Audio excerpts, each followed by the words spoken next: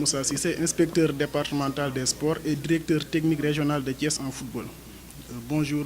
Bonjour. Moussa. Vient de fêter 1 an. Qu'est-ce qu'on peut retenir?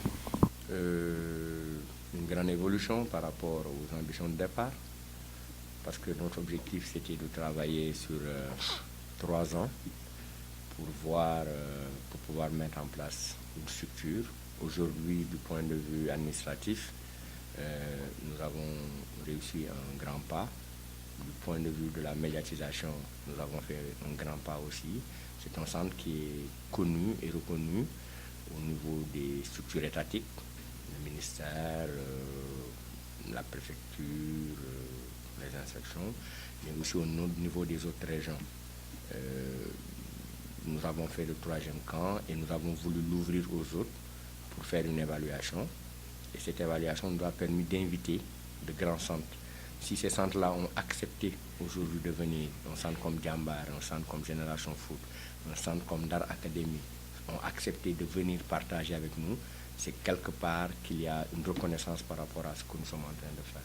Et donc je pense que déjà cette reconnaissance-là est importante, qu'on ait une reconnaissance au niveau national. Maintenant, au niveau du contenu, il y aura à dire et à redire, parce que ces centres-là sont mieux organisés que nous, ces centres-là ont plus de vécu que nous, ces centres-là ont plus de temps de jeu et d'entraînement que nous. Donc, véritablement, il fallait les côtoyer pour pouvoir nous perfectionner. Et donc, au bout d'1 an, la satisfaction, c'est de savoir que ce centre-là existe, est connu et reconnu, et aujourd'hui qu'il est en train de faire son chemin, son bonhomme de chemin. Et ce sera à nous de faire en sorte que, durant cette 2e année-là, qu'on puisse conforter les acquis et essayer maintenant, sur les manquements, d'essayer de mieux progresser pour essayer de résorber le gap qu'il y a entre nous et ces grands centres.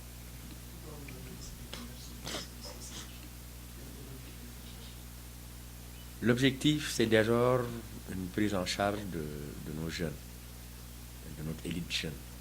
Parce que je me suis rendu compte que quand je suis arrivé, quand nous avons fait l'état des lieux, nous nous sommes rendus compte à Thiès qu'on avait un potentiel, mais qui n'était pas bien utilisé. Si je prends l'exemple simplement du football, nous avons gagné durant les 4 dernières années le concours du jeune meilleur footballeur. Mais après, on s'est rendu compte que ces jeunes-là, on l'a perdu. Au basket, on perdait nos meilleurs joueurs. Au handball, la même chose. Il fallait maintenant créer un creuset pour déjà retenir ces jeunes-là. On ne peut pas retenir tout le monde. Nous avons vu au niveau de Génération Foot que certains des joueurs qui jouaient étaient des gosses de Thiès. Donc on ne peut pas faire en sorte que tout le monde reste. Mais on peut au moins diminuer cet exode-là. Faire en sorte que Thiès puisse avoir un creuset pour retenir ses meilleurs joueurs. Ça, c'est un premier objectif. Le deuxième objectif, aujourd'hui, Thiès n'a pas de centre. Tous les grands centres que nous connaissons au Sénégal, pour la plupart, ont eu à s'imprégner de ce que nous avons fait à Thiès. Mais nous n'avons pas encore ce grand centre qui polarise l'ensemble des jeunes dans toutes les disciplines. La 3e chose, c'est dans un futur, dans le moyen terme, d'avoir un centre de formation digne de ce nom, et plus tard avoir une équipe d'élite pluridisciplinaire qui pourrait prendre l'ensemble des jeunes de Thiès et remettre Thiès sur son lustre d'antan, c'est-à-dire que Thiès puisse retrouver le haut niveau.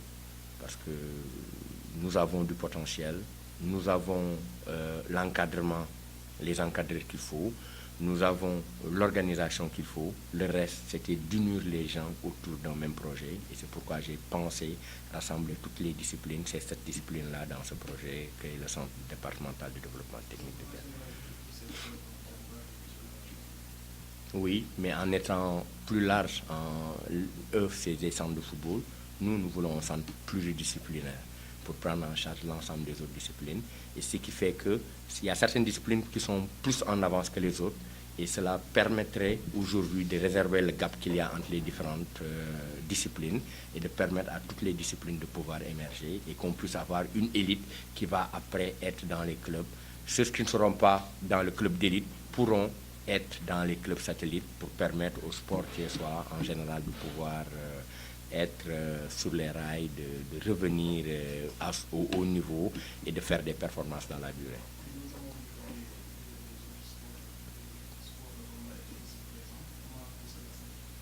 Oui, en fait, nous avons d'abord commencé par les sports olympiques. Vous savez, on ne pouvait pas prendre toutes les disciplines. On a donc commencé par cette discipline. Nous avons commencé par d'abord le football, basket, handball, volley. Nous avons pris aussi la lutte, la gymnastique et l'athlétisme. Voilà des disciplines. Et cette année, on devrait inclure le judo. Et donc progressivement, chaque année, on va mettre 1 ou 2 disciplines de plus pour nous permettre à terme d'avoir toutes les disciplines dans ce truc-là. Mais c'était difficile parce que prendre en charge 175 enfants, presque 200 enfants et leurs encadreurs, en termes de restauration, en termes d'organisation, en termes d'équipement, c'était assez lourd au départ. Mais il fallait donc commencer par un nombre raisonnable et c'est progressivement qu'on va essayer de brasser l'ensemble des autres disciplines. Comment vous faites pour financer tout cela? Financer d'abord... Le premier bailleur, c'était le maire de la commune Thiès-Ouest, qui, dans le cadre des fonds de dotation, a sorti des moyens pour acheter les blousons pour les enfants. Et c'est ce camp aussi, il a appuyé financièrement et il s'est lui-même présenté à la cérémonie de clôture. Donc nous comptons un peu sur les maires pour pouvoir nous accompagner, les communautés, les collectivités locales pour nous appuyer dans le cadre des fonds de dotation. À côté de ça, nous avons maintenant des partenaires. Quand j'ai parlé des maires, hier déjà, nous avons reçu du maire de la ville de Thiès un équipement informatique et sportif. Nous avons reçu un ordinateur neuf, une imprimante, 20 ballons de football et 10 ballons de basket de la part du maire. Et je pense que les autres maires ne vont pas tarder à les imiter. Mais maintenant aussi, nous avons compté sur des bonnes volontés, des joueurs comme Ousmane Doy, qui nous a offert des équipements, des joueurs comme Vito Mbeng, des joueurs comme Gassama, des joueurs comme le basketteur Kabir Pen. Donc nous avons usé de nos relations et aussi d'autres personnes que nous connaissons à Thiès et qui croient en ce projet-là, qui nous ont aidés à mettre en place cela. Et donc nous appelons tout le monde pour que chacun puisse mettre la main à la pâte, parce que ce n'est pas facile de prendre en charge un tel camp.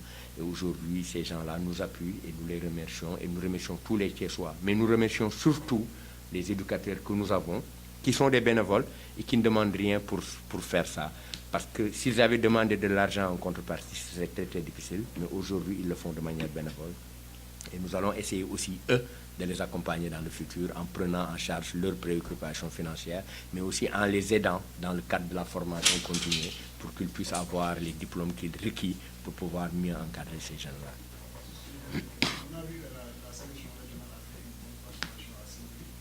Donc le football à la base se porte bien apparemment. Absolument. Nous avons 38 écoles dans le département, 60 écoles de football dans la région de Thiès. Là, nous, on est en avance par rapport à beaucoup de choses. Aujourd'hui, si on parle de la CONEF, Thiès a joué un très très grand rôle dans ce sens-là. Et les gens ne le savent peut-être pas. On pourrait même dire que la sélection qui est partie à Saint-Louis, c'est peut-être pas la meilleure sélection en U13.